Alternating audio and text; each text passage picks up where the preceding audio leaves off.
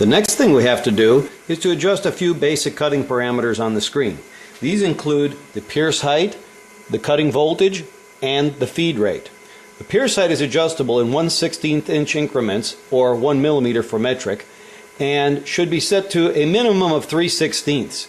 When you get to plate above 3/8 of an inch, you may back that off to a 1/4 inch or more as necessary to keep the splatter from damaging the consumables when it begins to pierce. This is not the cutting height. This is the standoff distance for piercing and is roughly 2 times the cutting height. So this protects the torch when the cut begins. The cutting height is determined using arc voltage feedback or arc voltage control. This is set over on the right side of the screen. You have a set point and you have the V for the actual voltage. Since we're not cutting right now, it shows dashes. There's no voltage present. Voltage will show up when cutting begins. The set point shown in the cutting charts is 134 volts. So we can set it to 134 volts as our cutting voltage. The higher the voltage, the higher the torch will run off of the plate. If you go too low on voltage, your torch will dive into the plate and will damage the consumables. Very frustrating. So it's always safe to run a little high. On your first cut, I would recommend running that up about 5 volts for safety. You can change it while it is cutting. So if you see the torch getting too far or too close to the material, you can come over and change this voltage. The system will immediately respond by trying to match the actual voltage to your set point. So raising the set point, the voltage will come up, raising the torch. The next thing to set is your feed rate. The feed rate is going to be in inches per minute. Usually we have a feed rate default of 100 inches per minute, and in our program we'll have a first line of F100. This is going to be a general rule to keep by, is handy. The cutting chart shows a feed rate of 211 inches per minute on the optimum cut speeds. Never use the maximum cut speeds. Even the optimum is generally kind of high, and I would reduce that by 20 to 30% to get started. And you may increase it later if you find that you can. But that brings me down to about 150 inches per minute.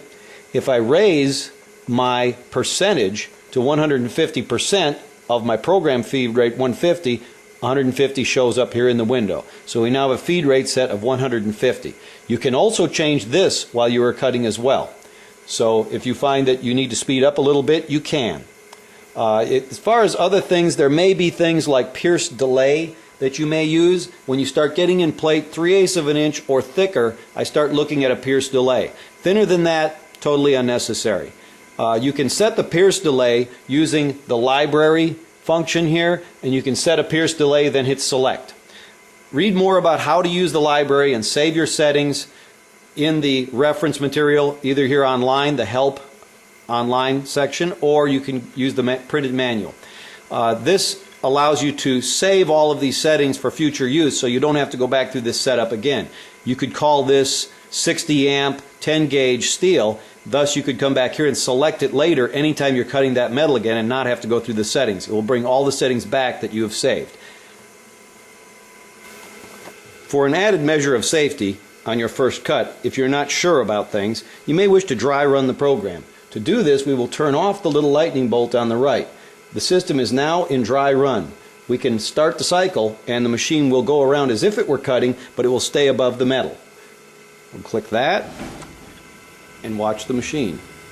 It will go around doing a dry run, not cutting, while that lightning bolt is off. When we turn it on, we will begin cutting.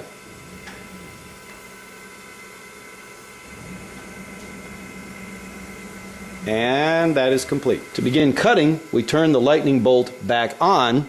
We can run with or without torch height control.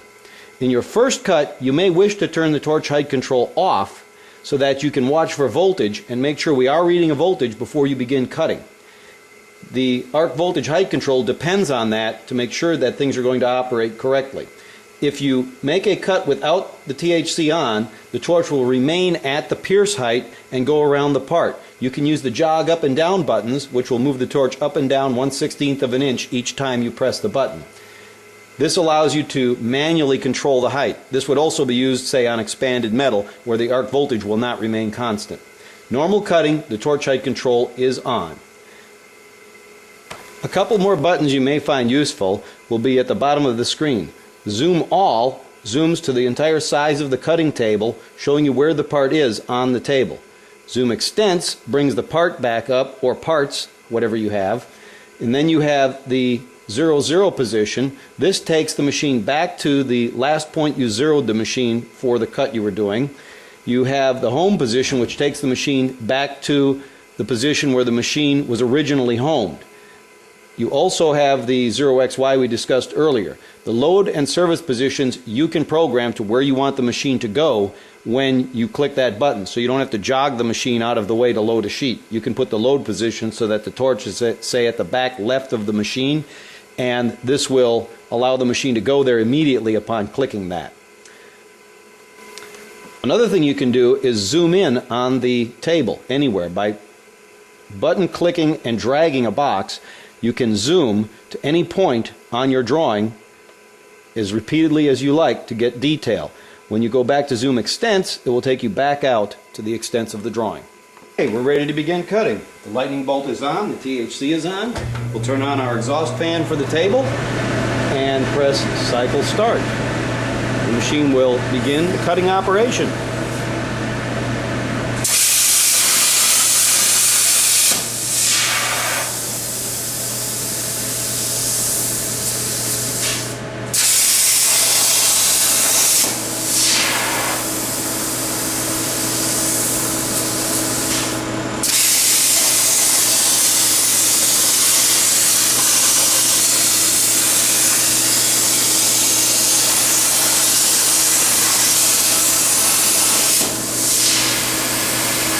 Cutting is complete.